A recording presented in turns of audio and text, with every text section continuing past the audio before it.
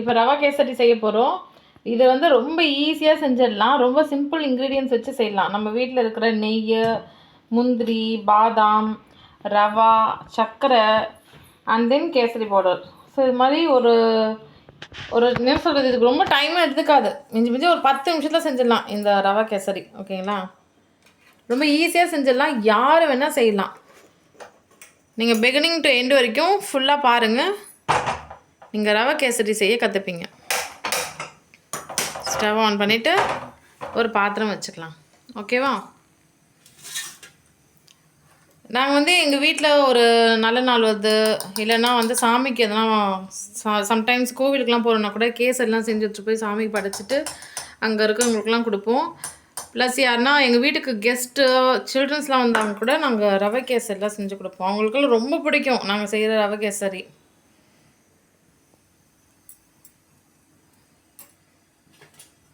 எங்கள் வீட்டு குட்டி பசங்கள்லாம் கேசரி செஞ்சு கொடுங்கன்னு சொல்லிட்டு அடம் பிடிப்பாங்க. ஒரு வாட்டி சாப்பிட்டுட்டு அந்த டேஸ்ட்டு பிடிச்சி போதில்ல, ஸோ அதனால் எப்போவுமே கேட்பாங்க, எங்கள் வீட்டுக்கெலாம் வந்தால் கேசரி செஞ்சு கொடுங்க அப்படின்னு சொல்லிட்டு. இப்போ பாருங்கள், நம்ம வந்து கடாயில் கொஞ்சம் நெய் ஊற்றிட்டு அதில் வந்து நாங்கள் ரொம்ப சிம்பிளாக காமிக்கிறோம். ஓகேங்களா? நிறையா இன்க்ரீடியன்ஸ் வச்சுலாம் இல்லை, ரொம்ப சிம்பிளாகவே காமிக்கிறோம். இப்போ ரவை வந்து போட்டிருக்கோம், ஒரு டம்ளர் ரவை தான். சரிங்களா? உங்கள் வீட்டில் கூட கொஞ்சம் தான் ரவை இருக்குது அப்படின்னா கூட நீங்கள் வந்து இது மாதிரி கேசரி வந்து நீங்கள் ட்ரை பண்ணலாம். இப்போ நாங்கள் ஒரு டம்ளர் ரவையை தான் என்ன பண்ணுறோன்னா நெய்யில் வறுத்துக்கிறோம். நம்ம நெய்யில் எதுக்காக வறுக்கிறோன்னா, நம்ம செய்கிற அந்த கேசரி வந்து ரொம்ப டேஸ்ட்டாக இருக்கும்.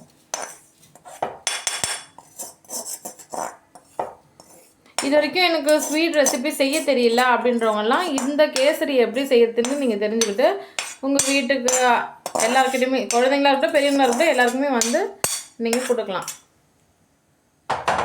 எனக்கும் ஸ்வீட் ரெசிபி செய்ய தெரியும் அப்படின்னு சொல்லிட்டு செஞ்சு கொடுங்க. கண்டிப்பாக அவங்களாம் ரொம்ப இம்ப்ரெஸ் ஆகிடுவாங்க. இந்த கலர்ஸ் இருக்குது பார்த்தீங்கன்னா, இது வந்து கேசரி பவுடர் சொல்லுவாங்க. இது வந்து நிறைய கலர்ஸ் இருக்குது. ஸோ உங்கள் சாய்ஸ் தான். கலர் வந்து ஈவன் க்ரீன் கலரில் கூட இருக்குது. பட் உங்களுக்கு அது பிடிக்குமான்னு பார்த்துக்கோங்க. ஓகேங்களா? பிகாஸ் அதில் ஆரஞ்சு கலர் இருக்குது, அப்புறம் நிறைய ஷேட்ஸு, டபுள் ஷேட்ஸ்லாம் மிக்ஸ் பண்ண மாதிரி நிறைய கலர்ஸ் இருக்குது. இப்போ நீங்கள் பெரிய பெரிய சூப்பர் மார்க்கெட்லாம் போனீங்கன்னு வச்சுக்கோங்களேன், வேறு நிறைய வெரைட்டி ஆஃப் கலர்ஸ் வந்து வச்சுருப்பாங்க. ஸோ நீங்கள் உங்களுக்கு எது பிடிக்கும், ஈவன் எல்லோ கலர் கூட வச்சுருக்காங்க. கேட்டால் அந்த பைனாப்பிள் கேசரி அதுலலாம் வந்து பார்த்திங்கன்னா இந்த எல்லோ தான் யூஸ் பண்ணுவாங்க அப்படின்னு சொல்கிறாங்க. ஸோ நாங்கள் வந்து என்ன கலர் யூஸ் பண்ணுறோன்னு பார்த்திங்கன்னா ஆரஞ்சு ரெட்டு. ஸோ இதில் வந்து பார்த்திங்கன்னா orange colour plus red colour mix பண்ண ஒரு கலர். இது எங்கள் வீட்டுக்கிட்ட ஒரு சூப்பர் மார்க்கெட்டில் நாங்கள் வாங்கினது. ஸோ அங்கே வந்து டபுள் ஷேட் கலர் இருக்குது, ட்ரை பண்ணி பாருங்கள் அப்படின்னாங்க. சரி ஓகே வாங்கிக்கிறோன்னு சொல்லிட்டு இது வாங்கிட்டு வந்தோம். இதுலேயும் மென்ஷன் பண்ணியிருக்காங்க பாருங்கள், ஆரஞ்சு ரெட்டுன்னு சொல்லிட்டு. ஸோ இப்போ நம்ம என்ன பண்ணுறோன்னா, கடாயில் தண்ணி ஊற்றிட்டு கொஞ்சோண்டு கலர் போட்டுக்கிட்டோம், அந்த கலர் பவுடர். அதுவே ஆக்சுவலாக நிறைய கலராக மாறும். நாங்கள் லைட்டாக தான் கொஞ்சம் போட்டிருக்கோம், பட் அதுவே மிக்ஸ் பண்ணும்போது என்ன ஆகுதுன்னா ரொம்ப கலர்ஃபுல்லாக இருக்கும். ஓகேங்களா? கலர் வந்து நீங்கள் லைட்டாக போட்டாலே போதும். ஏன்னா நாங்கள் வந்து கொஞ்சம் குவான்டிட்டி தான் இப்போ எடுத்துருக்கோம் செய்கிறதுக்கு. ஸோ அதுக்கேற்ற மாதிரி தான் நாங்கள் கலர்ஸ் வந்து யூஸ் பண்ணுவோம்.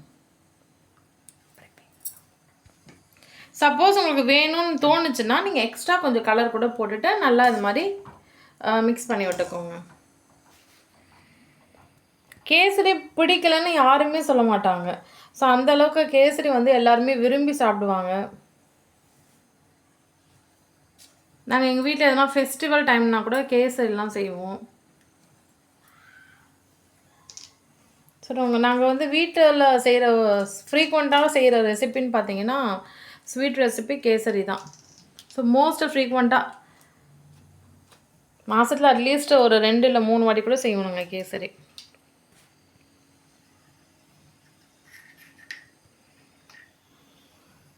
ஸோ ரவா கேசரி ரெசிபி தான் ஃப்ரெண்ட்ஸ் இன்றைக்கி பார்க்குறோம். இது வந்து நிறைய மெத்தடில் வந்து நிறைய பேர் செய்கிறாங்க. பட் நாங்கள் ரொம்ப சிம்பிளாக ஈஸியான மெத்தடில் நாங்கள் உங்களுக்கு செஞ்சு காமிக்கிறோம். குயிக்காக நீங்கள் லேர்ன் பண்ணிவிடுவீங்க ரவா கேசரி எப்படி செய்கிறதுன்னு சொல்லிட்டு.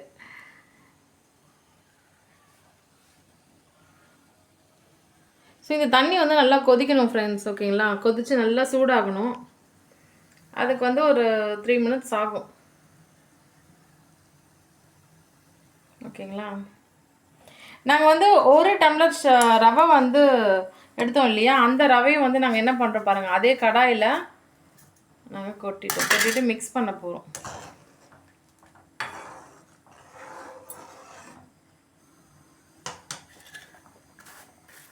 நாங்கள் ஒரு டம்ளர் ரவை எடுத்து வறுத்து வச்சுருந்தோம் இல்லையா, அதுதான் இதெல்லாம் கொட்டியிருக்கோம்.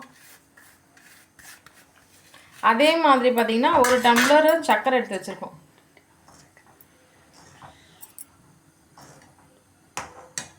இதோட அளவுன்னு பார்த்தீங்கன்னா ஒரு டம்ளர் ரவைக்கு 2 டம்ளர் சர்க்கரை. சரிங்களா. ஃபஸ்ட்டு அளவுக்கு வந்து ஒரு டம்ளர் போட்டுக்கலாம், மறுபடியும் ஒரு டம்ளர் சர்க்கரை போட்டுக்கலாம். ஓகேங்களா. ஸோ டோட்டலாக இதுதான், ஒரு டம்ளர் ரவைக்கு 2 டம்ளர் சர்க்கரை. இதெல்லாம் ஒரு அளவு, கொஞ்சம் பார்த்து செய்யணும்.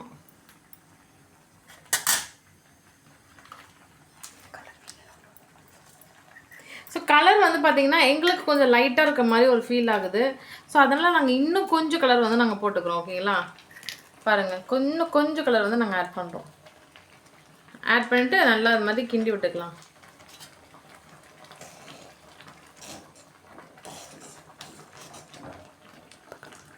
ஓகே ஃப்ரெண்ட்ஸ், இது போதும். ஓகேங்களா, எங்களுக்கு இது போதும். கலர் வந்து நம்ம சாய்ஸ் தான். நமக்கு வேணும்னா இன்னும் டார்க்காக வேணும்னாலும் கொஞ்சம் போட்டுக்கலாம். அது வந்து நம்ம சாய்ஸ்.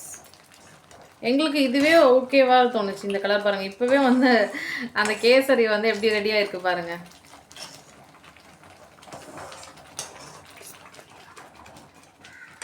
அடுப்பு கொஞ்சம் ஸ்லோ பண்ணிக்கலாம். சில பேர் வீட்டில் ஸ்வீட் செய்யணுன்னா அச்சோ அது ரொம்ப பெரிய வேலையே அப்படின்னு சொல்லிட்டு நினைப்பாங்க. பட் கேசரி செய்கிறது அப்படி கிடையாது. ரொம்ப குயிக்காக செஞ்சிடலாம், ரொம்ப ஜாலியாக செஞ்சிடலாம். ஆக்சுவலி அதுக்கு தேவையான பொருள் மட்டும் எடுத்து வச்சுக்கோங்க. அந்த இன்க்ரீடியன்ஸ்லாம் எடுத்து வச்சுட்டு டக்கு டக்குன்னு செஞ்சிடலாம்.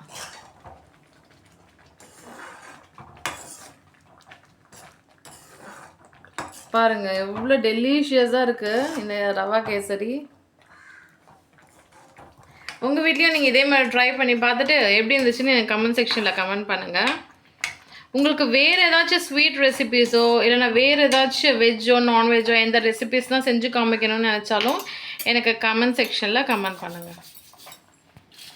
நான் உங்களுக்கு கண்டிப்பாக அந்த ரெசிபீஸும் உங்களுக்கு நாங்கள் எப்படி செய்யறதுன்னு சொல்லிட்டு வீடியோ போடுறோம்.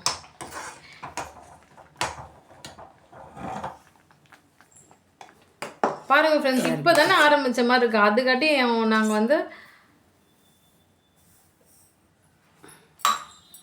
கிட்டத்தட்ட நாங்கள் முடிக்க போகிறோம். இப்போ வந்து சர்க்கரை வந்து நாங்கள் மிக்ஸ் பண்ணுறோம். சர்க்கரை அளவு நான் ஆல்ரெடி சொன்னேன். ஒரு டம்ளர் ரவை அப்படின்னா 2 டம்ளர் சர்க்கரை போடணும்னு சொன்னேன். இப்போ ஒரு டம்ளர் சர்க்கரை போட்டிருக்கோமா, இன்னொரு டம்ளர் சர்க்கரையும் போட்டுடலாம். பாருங்கள், இன்னொரு டம்ளர் சர்க்கரையும் போட்டுட்டு நல்லா மிக்ஸ் பண்ணிக்கலாம். ஸோ இதுதான் கணக்கு. சரி, அது மட்டும் எப்போயுமே மறந்துடாதீங்க. போட்டுட்டு நல்லா இது மாதிரி கிண்டி விட்டுக்கோங்க.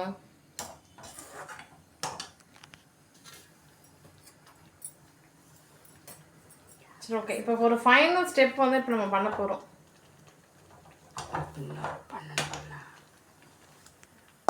ஸோ இது தனியாக இறக்கி வச்சுக்கலாமா?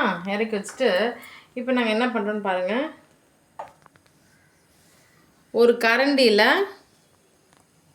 சூடு பண்ணுறோம், ஒரு கரண்டியை. ஸோ இது வந்து நாங்கள் இப்போ நாங்கள் கொஞ்சம் குவான்டிட்டி வந்து நாங்கள் செஞ்சுருக்கோம், அதனால் சின்ன கரண்டியாக எடுத்துக்கிட்டோம். சப்போஸ் நீங்கள் நிறைய கேசரிலாம் செய்கிறீங்க அப்படின்னா இன்னும் கொஞ்சம் பெரிய ஒரு கரண்டி இல்லை வேறு ஏதாச்சும் ஒரு பொருள் எடுத்துக்கோங்க. எடுத்துகிட்டு அதில் இது மாதிரி பண்ணுங்கள். நாங்கள் ஆயில் கொஞ்சம் ஊற்றிருக்கோம்.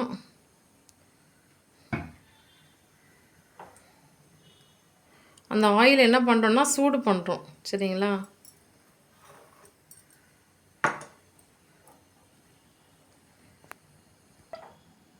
இப்போ அந்த ஆயில்லையே வந்து பார்த்திங்கன்னா நாங்கள் நெய்யும் போடுறோம். நெய் போட்டு அப்படியே நல்லா உருக்கிக்கலாம். ஓகே. இப்போ வந்து பார்த்திங்கன்னா முந்திரி, காஞ்ச திராட்சை, பாதாம், பிஸ்தா அது மாதிரிலாம் இருந்துச்சுன்னா எடுத்து அதில் போட்டுட்டு மொத்தமாக மிக்ஸ் பண்ண போகிறோம்.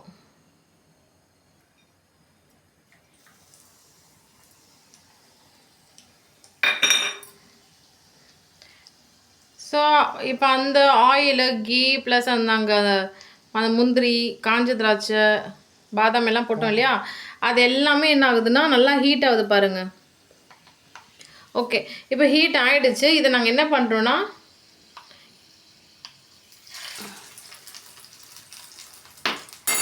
இந்த கடாயில் போட்டுட்டு நல்லா கிண்டி கிளறிட்டு போகிறோம். அவ்வளோதான் ஃப்ரெண்ட்ஸ், சுட சுட சூடான ரவா கேசரி ரெசிபி தயாராகிடுச்சு. இது எவ்வளோ ஈஸியாக இருந்துச்சு பார்த்தீங்களா செய்கிறதுக்கு. உங்கள் வீட்லேயும் இதே மாதிரி ட்ரை பண்ணி பாருங்கள். உங்கள் வீட்டில் இருக்கவங்களுக்குலாம் கொடுங்க. இந்த வீடியோ பிடிச்சிருந்தா லைக் பண்ணுங்கள். இந்த சேனலை சப்ஸ்கிரைப் பண்ணலைன்னா சப்ஸ்கிரைப் பண்ணிக்கோங்க. இந்த ஸ்வீட் ரெசிப்பியை உங்கள் ஃப்ரெண்ட்ஸ் அண்ட் ஃபேமிலி மெம்பர்ஸ்க்கு ஷேர் பண்ணி விடுங்க. நாங்கள் செஞ்ச இந்த ரவா கேசரி ரெசிபி உங்களுக்கு பிடிச்சிருக்கான்னு கமெண்ட் செக்ஷனில் கமெண்ட் பண்ணுங்கள். வாவ், எப்படி இருந்துச்சு பார்த்தீங்களா friends.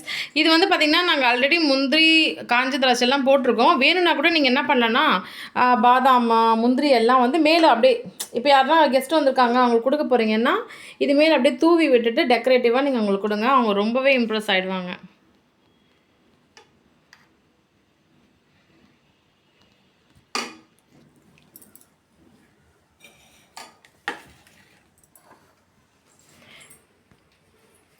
Thank you so much for watching.